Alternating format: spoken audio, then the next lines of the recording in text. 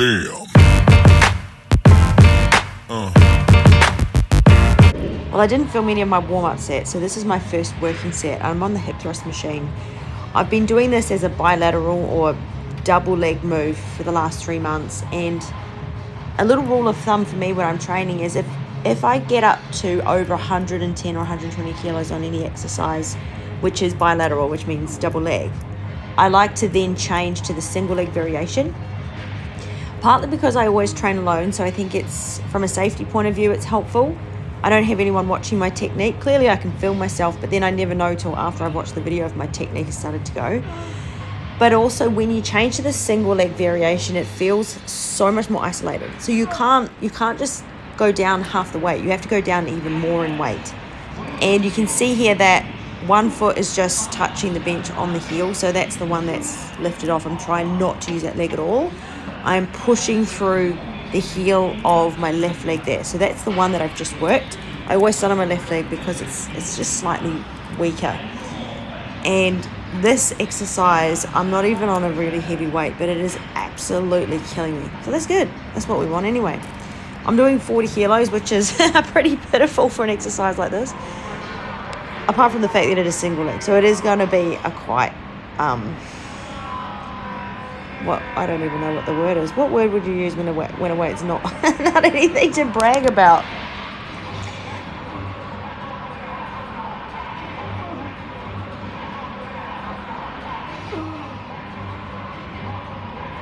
Well, this machine in particular is quite good. Some of the others, I find that you can end up flexing through the spine and it hurts your lower back a little bit. This one's quite a good machine and I really like it. So this exercise is one way of really being able to just get right into that glute. If you do double leg, it still works the glutes, but I just find changing to single leg variations will really ramp up the intensity without increasing the risk of injury. Another rule of thumb for me when I train is if I achieve 12 reps, I must go heavier next time. So I am going to have a break and I'm going to do another working set, and I am going to go heavier for my next working set.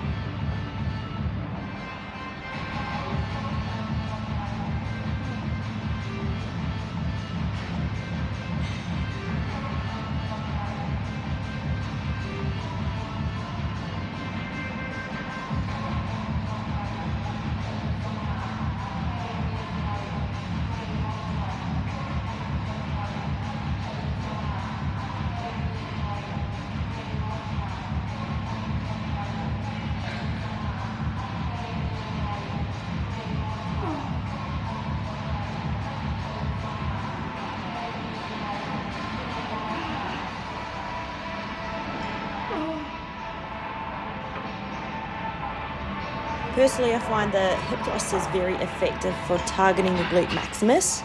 And this is my final working set on the hip thrust. So once I've finished this, I'm going to move on to an exercise that I feel has been quite effective for targeting the glute medius. I do like to split them up and just make sure that they're being targeted separately. So after I've had a little rest from here, I'm going to show you my next exercise.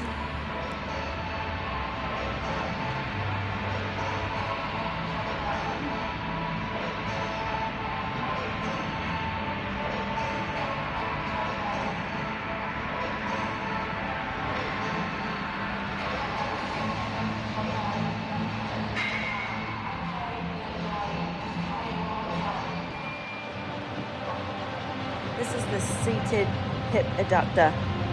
Abductor. I never get these words around the right way. Abductor. Now, when I have my legs together, this machine doesn't quite clamp my legs in. So for me to really feel this in my glute medius or your upper glute, I feel like I need to sit back and sit up in the seat a little bit so my butt's not quite touching the seat.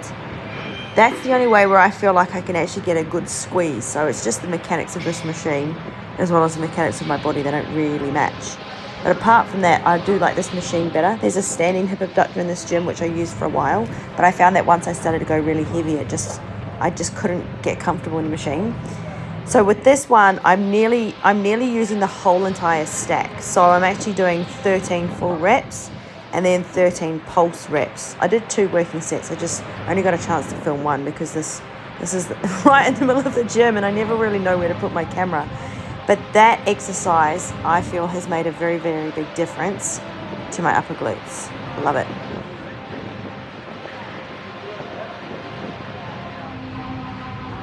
This is actually my last exercise, and apart from my warm-up sets, I'm only doing 6 working sets in total throughout this workout. 3 exercises, 2 working sets each. So this is the last one. So this is the 5th working set here. I'm not using any weights on the machine at all because I'm doing a single leg hack squat. This hack squat I quite like because I don't have to hold on to the handles. See, I've got my hands in a prayer position because I find that helps me stay long and tall through my spine. Otherwise, when I do start to go heavy, obviously this is not heavy, but when I do go heavy on this machine, if I don't have my hands in a prayer position like that, I can feel myself sinking into my lower back. There's load going through my back. So this is just one way of me keeping my chest up and long through the spine, just obviously for injury prevention. But because I'm doing a single leg variation here, so you can't see the leg I'm actually working, that right foot that's right out in the front on the heel, I'm just trying to put no weight through that one. So right now I'm working my left leg. Without any weight on the machine, that is nearly heavy enough for 12 reps. But I have actually put my knee sleeves on because even though it's not heavy, I always wear my knee sleeves when it is heavy, but this is not heavy. And this particular machine, I can feel a little bit of pressure through the joint. So I just think that's a knock-on effect of the amount of years that I've been training and just being in my 40s now. I just want to protect my joints. So they're the thinnest knee sleeves you can get. It's just for a little bit of compression around the joint. I just think a little bit of support goes a long way when it comes to stuff like this. So I am getting through these 12 reps. I wouldn't say easily, but I'm coping with it. So there will be a rest period and then I will add some weight for my final working set.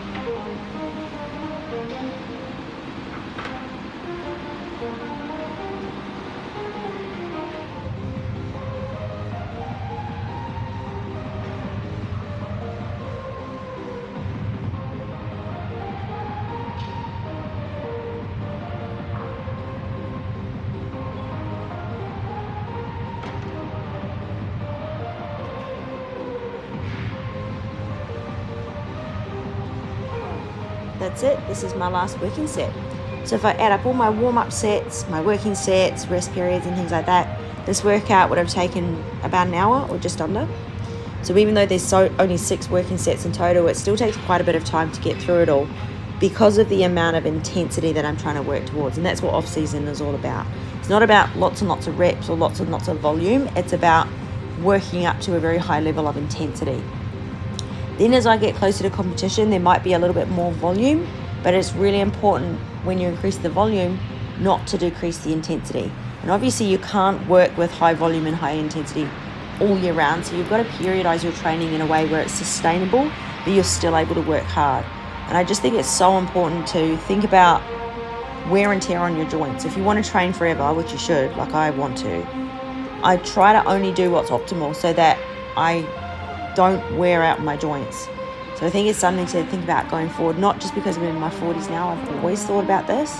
What is the most optimal type of training so that I can do the least amount possible? Not just so I do less, but so I can technically do more in the long term.